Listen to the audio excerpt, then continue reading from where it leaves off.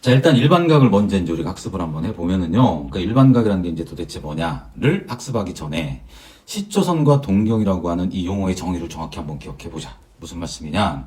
우리가 반직선이라고 하는 것을 중학교 때 배웠어요. 뭐 기억 안 나면 지금 배우면 되는 것입니다. 자, 여기 반직선, 시점이 있고 방향이 있는 녀석을 우리는 반직선이라고 배웠을 겁니다. 기억 안 나면 지금이라도 지금부터 기억하시면 됩니다. 자, 그런데 반직선이 또 하나가 또 있어요. OP라고 하는 게 또 있어요. OP라는 반직선이 색깔을 좀 살짝 바꿔볼까요? 이렇게 생긴 반직선이 또 있어요. 이렇게. 원래 이 두 녀석은 겹쳐져 있었습니다. 그런데 이 OP라고 하는 게 회전을 했습니다. 회전 이동을 했어요. 그랬을 때 이 회전한 양이죠. 양적인 개념을 각의 크기라고 한다. 그렇다면 이 각이라고 하는 것은 뭐냐? 시점이 일치하는 두 반직선으로 이루어진 이 도형을 우리는 각이라고 얘기를 합니다. 각이라고 하는 것은 도형이다라는 걸 기억하시면 되고요. 각의 크기는 어떻게 된다? 시초선을 기준으로 해서 동경이 회전한 양을 우리는 각의 크기라고 한다. 그랬을 때 이 시초선을 기준이라고 했습니다. 이 시초선을 기준으로 위로 올라가는 것을 양의 각, 밑으로 내려가는 것을 음의 각이다라고 수학자들이 정의를 했기 때문에 우리도 기억을 똑같이 하자라는 얘기고요. 자, 그랬을 때 여기를 한번 볼까요? 쌤이 아주 간단한 예를 한번 들어볼게요. 이렇게 생긴 각이 있습니다. 여기가 O고요. 얘가 X고요. 얘가 P예요. 그게 이제 우리가 아주 어렸을 때부터 각도기라는 거 기억하실 겁니다. 각도기를 한번 이 각을 재봤더니요. 30도가 나왔대요. 그러면 얘를 세타라고 한번 해볼게요. 우리가 각을 표현할 때 세타로 많이 표현을 하거든요. 그럼 세타라고 하는 것은 몇 도가 될까요? 라고 딱 물어보면 왜 선생님이 30도라고 해놓고 그죠? 30도라고 딱 얘기를 합니다. 그럼 선생님이 또 질문합니다. 이 세타는 몇 도입니까? 같은 질문을 계속 반복하고 있습니다. 그럼 같은 대답을 계속 반복하면 왠지 모르게 찝찝하죠? 아닌가? 30도 맞는데? 30도라고 했는데? 자, 뭐라고 했어요? 회전한 양이라고 했죠. 자, 이렇게 회전한 양을 계산을 해주면 30도 맞습니다. 크기는. 하지만 얘를요. 이렇게 한 바퀴 돌고 이렇게 회전을 했다고 쳐봐요. 그러면 얘는 390도가 된다는 얘기입니다. 그러니까 이 세타라고 하는 녀석은 390도다 라고 얘기할 수도 있다는 얘기입니다. 다시 이번에는요. 선생님 저는요. 이렇게 거꾸로 한번 재보고 싶어요. 왠지 모르게 그렇게 하고 싶어요. 그럼 얘는 음의 각이란 말이죠. 그럼 음의 각은 한 바퀴 전체 돌면 마이너스 360도에서 30도로 뺀 것이니까 마이너스 330도다.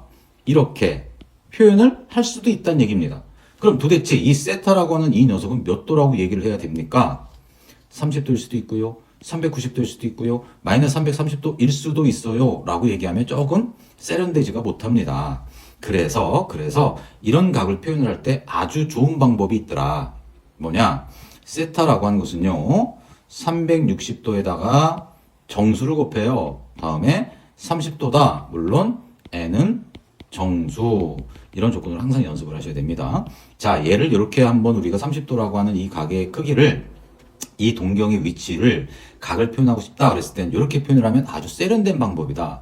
방금 30도라고 하는 이 녀석은 n이 0이었을 때 390도라고 하는 이 녀석은 n이 뭐였을 때? 1이었을 때 마이너스 330도는 n이 마이너스 1이었을 때 뭐 이런 식으로 한다 보면 750도도 가능할 겁니다.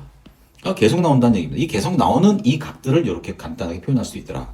그래서 일반각이다라고 하는 것은 360 방금 선생님이 얘기했었던 세타는 360 곱하기 n 더하기 알파도다. 알파라고 하는 것은 최소의 양의 각의 크기를 알파 방금 얘기했어요. 30도 같은 거. 이렇게 이제 표현할 수 있다는 걸 꼭 기억해 주시기 바랍니다. 아시겠죠? 자, 두 동경의 위치 관계. 이제 우리가 동경이 뭔지 배웠고 일반각도 배웠어요. 근데 이거는요. 무조건 암기하지 마세요. 암기하지 마시고요. 얘를 딱 보시면은요. 첫 번째 두 동경이 일치한대요. 뭐 그럴 수 있겠네요. 자, OP라고 하는 게 이렇게 있어요. 그러면 OQ라고 하는 녀석은요. OQ라고 하는 녀석도 여기서 뺑뺑뺑뺑뺑뺑뺑 몇 바퀴 돌아가는지 몰라요. 이렇게 겹칠 수 있잖아요. 이렇게. OQ라고 하는 게. 그래서 OP와 OQ가 이렇게 서로 일치한다라고 했을 때는 둘 중에 같은 녀석도 있겠지만 두 개 다 같은 각일 수도 있겠지만 둘 중에 한 녀석이 클 수도 있잖아. 누가 몇 바퀴를 더 돌았는지에 따라서. 그러면 큰 놈에서 작은 놈을 빼든 작은 놈에서 큰 놈을 빼든 어차피 이 n이 음수가 되면 되는 거니까 결론은 뭐가 된다? 360도의 실수배가 된다. 이 얘기입니다. 즉 다시 말해서 한 바퀴 돌고 이렇게 갔어요. 그러면 아까 우리 예를 든 거에 의하면 390도가 됐었을 겁니다. 이거 보이십니까? 그러면 여기서 30도를 빼요. 그러면 360도가 된다는 얘기지. 만약에 750도에서 30도 빼요. 그러면 뭐예요? 720도, 즉 360 곱하기 n에다 2 대입하면 된다는 얘기죠. 그래서 이런 식으로 표현할 수 있다라고 하는 것을 이렇게 예를 들어서 이해를 하는 게 중요한 거지. 일직선 위에 있고 반대 방향이야. 그럴 때는 왜 그런지 몰라. 그냥 이거 외웠어. 이렇게 공부하지는 말자는 얘기입니다. 그래서 여기는 이 그림을 가지고 판단을 해주시면은요. 얘가 알파라고 났을 때 베타를 빼면 어떻게 된다? 180도가 된다는 얘기죠. 180도가. 그래서 180도가 된다. 물론 이제 몇 바퀴 돌았는지를 모르는 것이니까 360 곱하기 n 더하기 180도다. 이렇게 말입니다. 자, 그럼 대칭이라고 하는 이 말이 들어갔을 때는 더해주시면 됩니다. 더해주신다. 왜요? 일단 봐봐요. 알파가 요각이래요. 요각. 베타는 요각이래요. 그럼 더해보고 싶어요. 한번 더해봐요. 그러면 결론은 뭐가 될까요? 이 베타라고 하는 이 녀석하고 요 녀석하고 크기는 똑같습니다. 그러면 알파에서 베타를 더하라, 얘를 더하라 라는 말과 같은 말이야. 그럼 결론은 한 바퀴 삥 돈 거랑 똑같은 거네. 근데 알파랑 베타가 그림에 의한다면 360 더하면 360도이지만 알파가 몇 바퀴 돌아서 이렇게 가는지는 모르잖아. 베타도 몇 바퀴 돌고 이렇게 갔는지는 모르는 1이니까 360 곱하기 n이라고 하는 이 정수값을 꼭 붙여주시면 더 간편해진다. y축 대칭이다. 얘가 베타예요. 그럼 얘가 알파예요? 그럼 요만큼 알파의 크기는 요만큼 알파의 크기랑 똑같을 겁니다. 여기에도. 그럼 두 개를 더해주시면 이렇게 돼서 180도가 되더라. 근데 몇 바퀴를 돌았는지를 모르는 거니까 360 곱하기 n 더하기 180도 이렇게 표현할 수 있다라는 걸 기억하시면 되고요. 우리가 이렇게 x축이 있고요. 이렇게 한번 정리하고 가자는 얘기예요. 자, 이렇게 이제 y축이 있습니다. 그럼 여기에는요. x좌표와 y좌표를 비교했을 때 두 녀석 다 양수인 영역이 되시는 것입니다. 여기는. 그럼 여기는요. 음수 양수인 영역. 얘는요. 음수 음수인 영역. 양수 음수인 영역을 우리는 어떻게 학습을 했냐면 1사분면, 2사분면, 3사분면, 4사분면이라고 이름을 붙였는데 이번 시간에서 우리는 뭐를 생각하고자 하냐면 얘를 시초선이라고 놨을 때 몇 바퀴를 돌았는지 몰라요. 한 바퀴도 안 돌았을 수도 있고 어쨌든 이렇게 올라갔어요. 그러면 어찌됐든 이 동경의 위치는 어디가 되는 거야? 1사분면이 되는 것입니다. 그럼 1사분면의 동경을 갖고 있는 이 각의 크기는 어떻게 생각할 수 있을까? 0도보다는 크고요. 90도보다는 작아요. 맞아요. 0도보다는 크고요. 90도보다는 작은데 방금 선생님이 그린 그림처럼 몇 바퀴 돌았는지 모른다고. 그러니까 360 곱하기 n 더하기 0, 360 곱하기 n 더하기 90 사이에 있는 값이 바로 1사분면에 있는 각의 크기를 표현하는 것이다. 뭐로? 일반각으로. 자, 세타가 2사분면의 각이다. 그럼 이렇게 생겼다는 얘기죠. 그럼 몇 바퀴 돌았는지 몰라. 몇 바퀴 돌았는지 몰라. 뭐 n 바퀴 돌았어 이렇게. 그랬을 때 90도보다 크고 180도보다 작다라고 이렇게 표현되어 있는 것입니다. 마찬가지가 되는 것입니다. 이렇게 이제 개념 학습을 하고요. 호도법은 다음 강의에서 이어서 해드리도록 할게요. 우선은 세타라고 하는 이 녀석이 2사분면의 각이다. 2사분면의 각이다. 잠시만요. 2사분면의 각이면 우리가 이 세타는 어떻게 표현할 수 있다고 했었더라? 360 곱하기 n 더하기 90도보다는 크고 360 곱하기 n 더하기 180도보다는 작다. 당연히 n은 정수라고 하는 이 식 있죠? 이 식을 선생님이 기억식이라고 놔볼게요. 그럼 이 세타를 일반각으로 표현하면 오케이 얘가 되는 것이구나. 그래서 1번에는 90도가 들어가는 것이구나. 그럼 이 식을 2로 나누래요. 왜요? 우리는 지금 2분의 세타가 존재하는 사분면 위에 위치를 알아보는 게 우리 목적이거든. 그럼 2로 나눠주면 2분의 세타가 될 거 아니겠냐 이거지. 이렇게 말이죠. 그럼 이것도 2로 나눠주니까 180 곱하기 45도가 될 것이고 얘도 다 2로 각각의 항을 2로 나눠주는 것입니다. 이렇게 되는 것입니다. 그러면 우리는요. 이 식을 가지고요. n은 정수라고 했잖아요. 그럼 n에다 0 한번 대입해봤어요. 0 대입하면 어디를 이야기하는 것일까요? 0이니까 45보다 크고 90도보다 작아요. 45보다 크고 90도보다 작으니까 이쪽 범위에 동경이 위치하고 있었을 겁니다. 자, 그러면 만약에 n이 1이라고 돈다면은요. 180도에서 45도 더 가요. 180도에서 45도 더 가니까 이게 45도가 될 겁니다. 그리고요. 여기는요. 180도에서 90도를 더 갑니다. 그럼 결국은 180, 90도니까 여기가 될 거란 말이죠. 그러면 그 사이 있는 값이니까 결국은 이 범위가 될 거란 얘기예요. 그러면 선생님 n이 2를 대입을 하면은요. 2를 대입하면 360도 더하기 45도잖아. 360도 더하기 90도니까 결국 얘가 또 나오는 거지. 그 다음에 또 얘가 또 나오고. 그러니까 결론은요. 이 부분과 이 부분이 계속 반복되어서 나온다라고 하는 게 우리는 특징을 살펴볼 수 있습니다. 그래서 짝수일 때는 1사분면 우리가 확인했잖아요. 홀수일 때는 몇 사분면? 3사분면의 각이다. 그러니까 이게 이 문제 풀어서 답이 뭐냐가 중요한 게 아니고 이 문제를 풀면서 우리가 일반각을 한번 복습해보는 게 의미가 있다라는 걸 기억하시면 될 것 같고요. 자, 보기의 각을 나타내는 동경이 3, 4분면이래요. 3, 4분면? 3, 4분면이니까 결론은 뭐가 되는 것일까요? 자, 이쪽 범위입니다. 자, 우리 한번 해볼까요? 360 곱하기 n 더하기 180도보다는 크고요. 세타라고 하는 녀석이요. 360 곱하기 n 더하기 뭐가 되는 거죠? 얘보다는 그렇죠. 180도보다는 크고 270도보다는 작아야 되는 거 맞습니다. 자, 요 개념이 바로 3, 4분면의 각이 되시는 것입니다. 그렇다면 요거는요 이제 싹 지워버리시고요. 지워줘야 되는데 오케이. 자, 그러면 이 기역부터 니은, 디귿 이거를 다 어떻게 하라는 얘기예요? 일반각으로 한번 표현해봐라.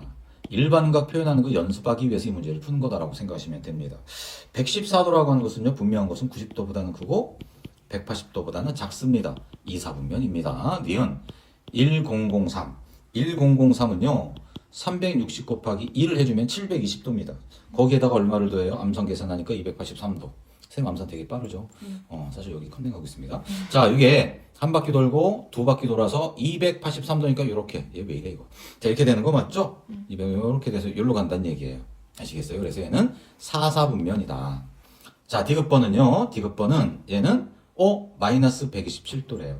마이너스 127도는요. 굳이 쓴다면 360 곱하기 마이너스 1이라고 쓰면 되겠다. 그죠? n 정수값에서 마이너스를 대입하고 233도.